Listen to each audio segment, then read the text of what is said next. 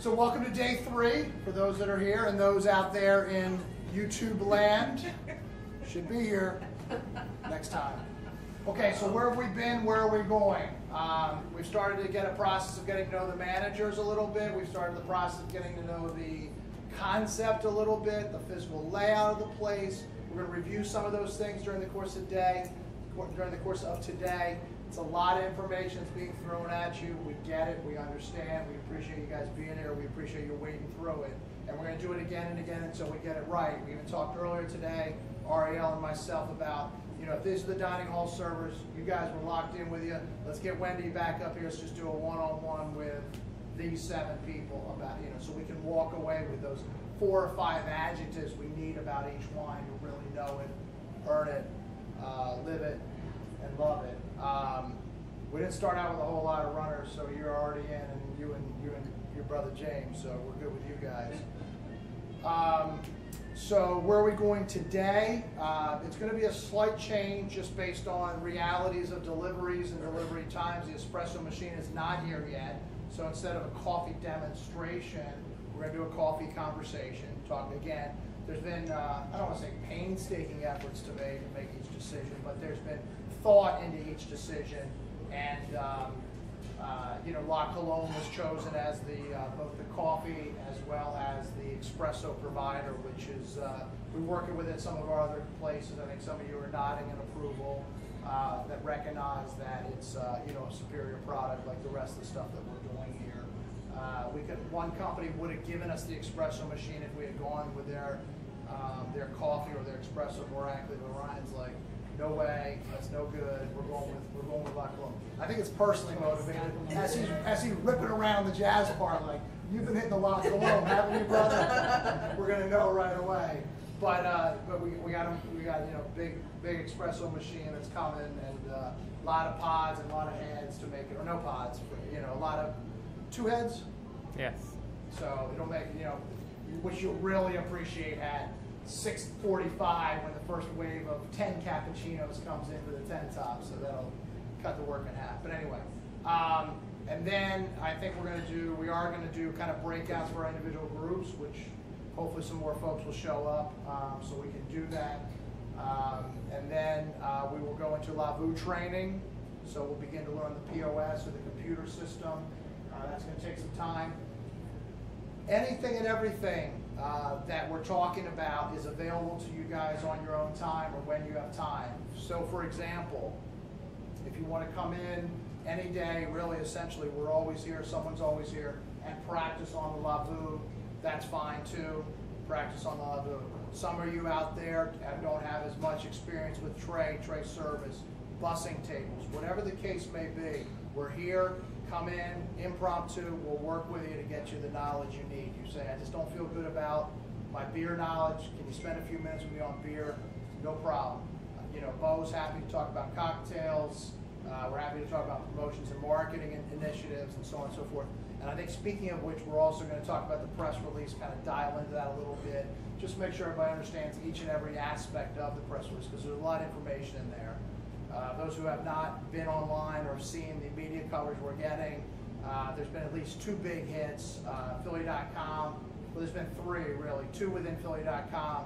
There was an intro piece by Michael Klein, which is the table talk guy that always kind of has to be in the know. That went up at 6 o'clock or so yesterday morning, so it's up for drive time. So I'm sure there was a lot of water cooler talk yesterday. And then there was a fuller, complete piece on Philly.com, which reaches however many millions of people, so those folks are aware. And then Philadelphia Magazine's F&B component, FUBU's, Art Eccles, who's a good friend of ours, covered it as well. So the awareness is starting. We weren't able to really do anything until Michael Klein got it out there. The way things work in the PR world is he gets the exclusive. He's the one able to tell everybody, that everybody else can start to write about it. So, which works out perfectly timing-wise to start this crescendo of media attention. So it'll all, we'll officially open, I think we've talked about this a little bit, but if not, we'll dial into it. We'll officially open October 1st, which is 2 or 3 weeks away. We'll have a grand opening party or grand opening parties. We'll open the 18th, which is next Friday, kind of soft, just to get our sea legs and start the process of making money. Michael Nutter's going to do a press conference to be determined time, but probably 3 o'clock on next Friday, just kind of announcing the opening of South as just another feather in the cap of the northern expansion. So that is cool. So I think Brian's going to talk a little bit about coffee, and then we'll launch into, I think I'll come back up and we'll do the press release.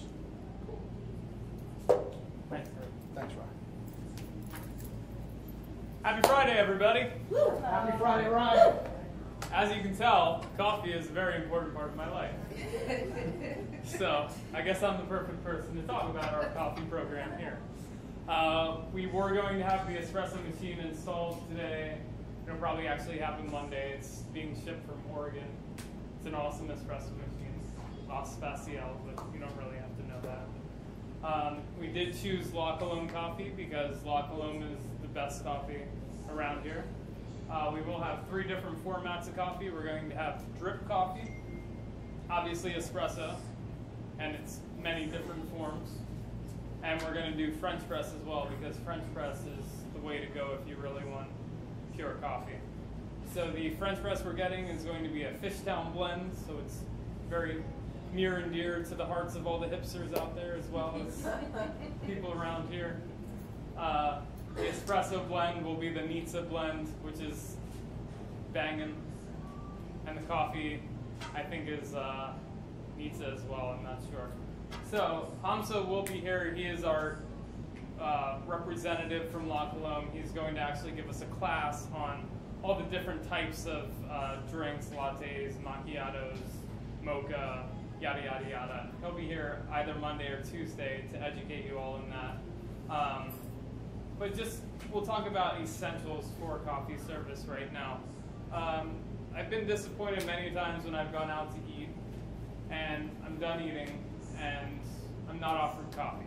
I think coffee is essential to after meal digestion. You can have it with a shot or you can just have it alone.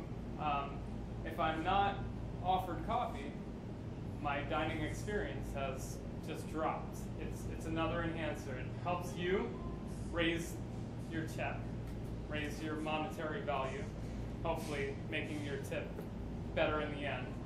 But it also just completes the meal for everybody. So whether you like espresso or coffee, you always want to offer it to your guests. We do a coffee presentation. We don't just drop everything off at the table. Right, Rick? Okay. So we have a cup, we have a saucer, we have the sugar caddies separate. Always ask if they want cream and sugar. But we actually pour the coffee for the guests at the table for 2 reasons. It looks nice, but secondly, it keeps the coffee hot. How many times have you served a table and you're in the weeds, you have like 6 tables, and you're like, all right, I just got to get the coffee dropped off to this table and I'm good. Drop the coffee off at the table. My coffee is cold.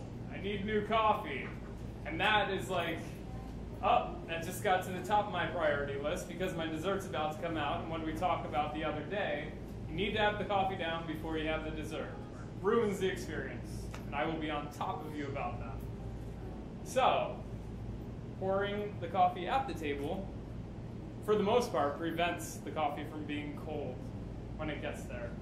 A thing about that, please, we're going to have the air pots in the back for the coffee. We're going to have little pots to carry to the table. We need to make sure that we're not just going crazy on the air pot. Just do 2 or 3 pumps per cup, right? So you're not wasting coffee, and then the coffee's not going back, and it's not sitting up there and just getting cold in a pot. Any of the excess, just dump out. Automatically just dump out, but don't waste the coffee. That's all I ask. Along with coffee service, I guess we can talk about tea service as well. We're going to have single bag teas. We'll have a little container that has all the different teas in it. You can bring it over to your table, show it. Again, it's a presentation. It just makes that much more of an experience for your guests. So if they're not into the coffee, which I don't know why they wouldn't be, they should be into the tea. So just remember, at the end of your meal, coffee, tea, and dessert. Right? Any questions? So we're making French presses and then pouring them into the AirPods? No, no. Okay. That's drip. Oh. AirPod is drip coffee. Oh, So, yeah, so they have their choice. They can do American coffee, or they can do French press, or they can do espresso.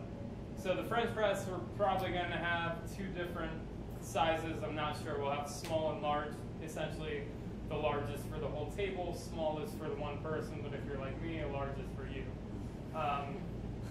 And you're going to be, you'll be grinding it right there in the back. We have a grinder to keep it fresh. We're not going to leave it like sitting around. It's usually 3 scoops for small, 5 for large, depending on the pot, but that's the normal size. More questions? All right. I guess that's it. Cool. Thank you. I guess.